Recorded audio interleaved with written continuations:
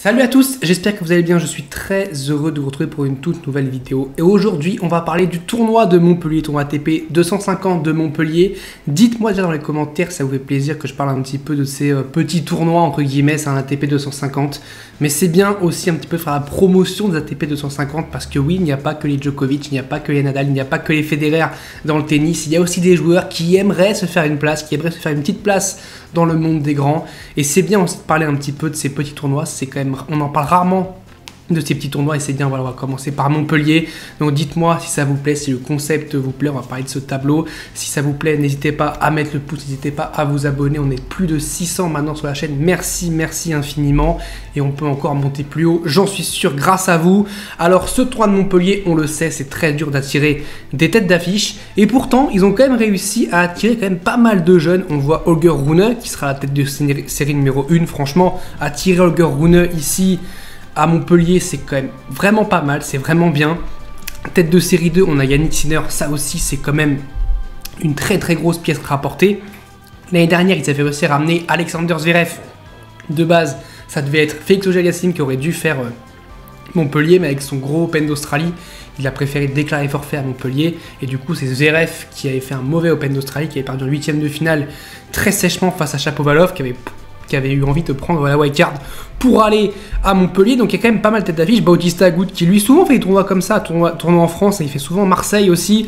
Peut-être qu'on le verra aussi à Marseille dans quelques semaines. Tournoi de Marseille qui est pour moi l'un des meilleurs 250 du circuit. C'est pas parce que c'est en France, mais c'est juste, c'est vraiment l'un des meilleurs 250 du circuit. Et même d'ailleurs, Kojol avait dit que l'ATP lui avait proposé de passer en 500, mais qu'il avait refusé. On a évidemment des Français et pas que des Français vieux, on va dire.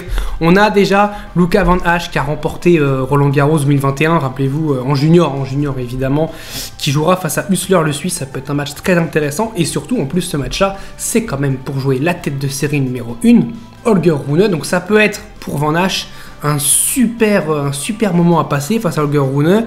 Et on sait en plus, alors je dis pas que Van Hache va battre Rune, déjà il faut battre Hussler, mais on sait que sur ces ATP 250, parfois, les têtes d'affiche peuvent flancher dans des moments assez où on s'y attend pas. Par exemple, il y avait des exemples où Medvedev avait perdu à Marseille très tôt, ou à Marseille, oui, il avait perdu assez tôt. Tsitsipas aussi, un moment, il avait perdu face à Pierre Herbert à Marseille. Donc voilà, il y a des moments où les têtes d'affiche perdent des matchs un petit peu en étant un petit peu surpris par l'adversaire qu'ils vont jouer. Donc peut-être que Van Hache peut aller faire quelque chose. On a du Nicolas Basilashvili, lui il est tout le temps là, tout le temps là, et soit il va loin dans un ATP 250, soit il perd au premier tour. Donc pour Constant Lestienne, c'est bien, c'est à double tranchant. Soit Constant Lestienne perd ce match et Basilashvili va aller super loin dans ce tournoi, soit Constant Lestienne gagne ce match en ayant un Basilashvili qui fait 46 fautes dans le match. Le scénario est clairement déjà écrit. Alexander Bublik, tenant du titre, qui a battu Alexander Zverev justement l'année dernière, qui a remporté son premier titre. D'ailleurs, ici à Montpellier, l'année dernière, contre Grégoire Barrère. Match intéressant aussi à suivre parce que Bublik, on le sait, Bublik c'est fantasque, Bublik ça fait vendre des billets. Et Barrère, c'est un Français, c'est toujours des matchs très intéressants à suivre. Borna Koric, évidemment, qui jouera soit un qualifié, soit Arthur Hinderknecht, qui... je trouve qu'il a un peu du mal quand même en ce début de saison. Arthur, j'espère que ça va l'aider à se relancer, de jouer un qualifié. Mais je l'ai vu à la Coupe Davis, il n'a pas joué de simple déjà, il a joué le double face à Mahut, c'était vraiment très compliqué contre une paire hongroise que honnêtement je ne connaissais pas et que je ne connais toujours pas, je n'ai même pas retenu les noms. Je sais qu'il y a celui qui a joué le 5e match face à Hugo Humbert, je ne parlera d'Hugo Humbert, mais voilà, il a perdu le double avec Nicolas Mahut.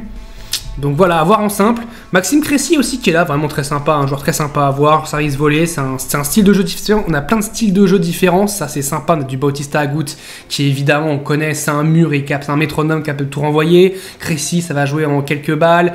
Bublik c'est pareil. On a Koric un petit peu plus du style de Bautista Agut, même si c'est un petit peu plus offensif. Imer Roussou-Vioris, c'est aussi un match, alors c'est pas un match qui fait rêver, on va dire, qui épate la galerie, mais ça peut être un match très indécis.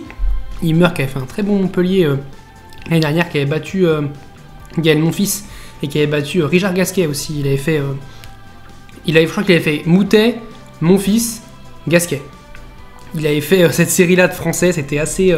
ça faisait assez mal, On a Quentin Alice qui jouera un qualifié. J'ai oublié Hugo Humbert, voilà justement Hugo Humbert qui a fait une très très belle Coupe Davis, vraiment très très belle rencontre face à la Hongrie, qui nous a d'ailleurs fait remporter la victoire, il faut le dire. Il a explosé Fucsovics le vendredi, le vendredi c'est ça. Et puis aujourd'hui il a battu, hier, quand la vidéo sortira, hier il a battu... Il a gagné son 5e match et il a fait remporter la rencontre à l'équipe de France qui pourra aller en phase de groupe en septembre. Alors, je comprends toujours pas comment ça marche, mais en tout cas voilà, la France a gagné une rencontre en Coupe Davis, c'est assez cool. Contre Davidovic Fokina, ça peut être un match très sympa parce qu'on sait aussi que c'est un joueur fantasque capable de partir un petit peu dans tous les sens. Quentin Alice qui jouera un qualifié, c'est sympa. Le match vraiment qui fera plaisir à tous les Français, je pense, c'est quand même le match de la nouvelle génération française contre évidemment l'ancienne génération française qui a fait rêver des millions de Français. Je parle évidemment de Richard Gasquet qui jouera Arthur Fils.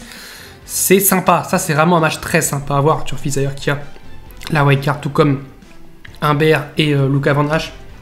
Mais c'est vraiment très sympa ce match-là. Alors au-delà du fait qu'on aura un Français qui se qualifiera au second tour, c'est un match sympa parce qu'on a Arthur Fils, voilà, 19 ou 20 ans, Richard Gasquet, 36 ans. Richard Gasquet qui fait un bon début de saison. Il a fait un gros deuxième tournoi à pas Adélaïde, Auckland, je crois. Auckland, où il gagne Auckland. Il fait un très très gros tournoi, il remporte un titre qu'il n'a pas remporté depuis de longues années. Il joue Arthur Fils, il est chez lui. Richard Gasquet, il vient un peu plus, il s'est arbitrérois, donc il vient d'un petit peu, il vient de Béziers, mais Montpellier, c'est clairement quasiment la porte d'à côté, donc c'est vraiment son tournoi préféré. Je crois qu'il l'a remporté 4 ou 5 fois. Donc Richard Gasquet adore ce tournoi-là. Il joue Arthur Fils qui fait partie de la nouvelle génération, et on sait que souvent quand t'es quand t'es un petit peu plus vieux, t'as envie de botter les fesses aux petits jeunes et lui dire c'est pas encore le moment pour toi. Donc match très sympa à voir. Et puis surtout le vainqueur jouera Bautista Agut, et ça, waouh, ça va falloir se coltiner parce que Bautista Agut, il est capable de aussi perdre des matchs assez surprenants, mais s'il joue très très bien, il est capable aussi d'aller remporter ce tournoi. Benjamin Bonzi qui un petit peu ce début de saison alors, il a fait un très très gros Open d'Australie, je trouve, où il perd au 3e tour, mais vraiment il fait un très très bon Open d'Australie. Là où j'étais un peu déçu, c'est la Coupe Davis où il perd son premier match contre Siros. Il perd son premier match de Coupe Davis contre un joueur qui était quasiment inconnu, que je ne connaissais pas. Je ne vais pas me vanter, je ne le connaissais pas. Donc à voir. Après, c'était peut-être la pression de porter le maillot de l'équipe de France. Là, il joue quand même en France, donc il faut voir aussi s'il n'y a pas aussi un petit peu la pression de jouer en France. Il joue Sonego, c'est clairement pas un tirage facile pour lui, mais on verra. Ça peut être très sympa pour Benjamin. Krajinovic, Karatsev, ça peut être un match avec beaucoup de fautes, beaucoup de coups gagnants, ça peut être un match vraiment sympa. Fucsovics, justement, qui était un petit peu malade à la Coupe Davis, il avait un petit peu... Il avait mal au ventre et tout, donc à voir si ça passe. Ça devrait, je pense, passer, qu'il jouera un qualifié. Et puis après, il jouera Yannick Sinner.